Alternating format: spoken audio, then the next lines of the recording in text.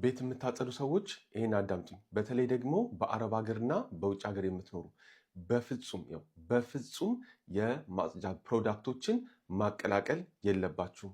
በፍጹም ማለት ነው። ቤት ውስጥ ለማጽዳት የምትጠቀሙትን የተለያዩ ንጥረ ነገሮች አሉ። ቤት ለማጽዳት የሚሆኑ፣ ሽንት ቤት ለማጽዳት የሚሆኑ፣ በፍጹም አንዱን ከአንዱ ጋር ማቀላቀል የለባችሁም። ህይወታችሁን ከባድ አደጋ ላይ ሊያደርስ ስለሚችል ማለት ነው። ላስረዳችሁ። የመጀመሪያው በፍጹም በረኪናና አሞኒያ ማቀላቀል የለባችሁም።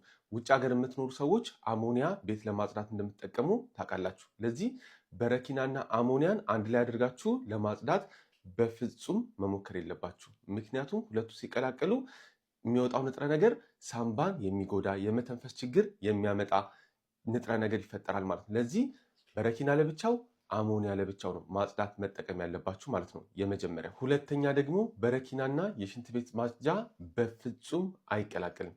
በፍጹም ማለት ነው። የሚወጣው ንጥረ ነገር እጅግ በጣም ጤናችሁን የሚያቃውስ ጤናችሁን የሚጎዳ ነገር ስለሆነ ማለት ነው። ለዚህ በሽንት ቤት ማጽጃ ካጸዳችሁና ካለቀለቃችሁ በኋላ ከፈለጋችሁ በረኪናውን መጨመር ትችላላችሁ እንጂ በፍጹም አቀላቅላችሁ አንድ ላይ መጠቀም የለባችሁ። ሌላ ደግሞ ሽንት ቤት ሲደፈን የምትጨምሩት ሽንት ቤት የልብስ ማጠቢያ የመሳሰሉ ሲደፈን የምትጨምሩት አንድ ፕሮዳክት በቂ ነው። አንድ ጨምራችሁ ያንን መጠቀም እንጂ የተለያዩ እያመጣችሁ የምትጨምሩ ሰዎች ሳምባችሁን፣ አይናችሁን፣ ቆዳችሁን የማይመለስ ችግር ውስጥ ልታስገቡ ትችላላችሁ። በፍጹም የተደፈነ የሽንት ቤትም ምንም ለማጽዳት መቀላቀል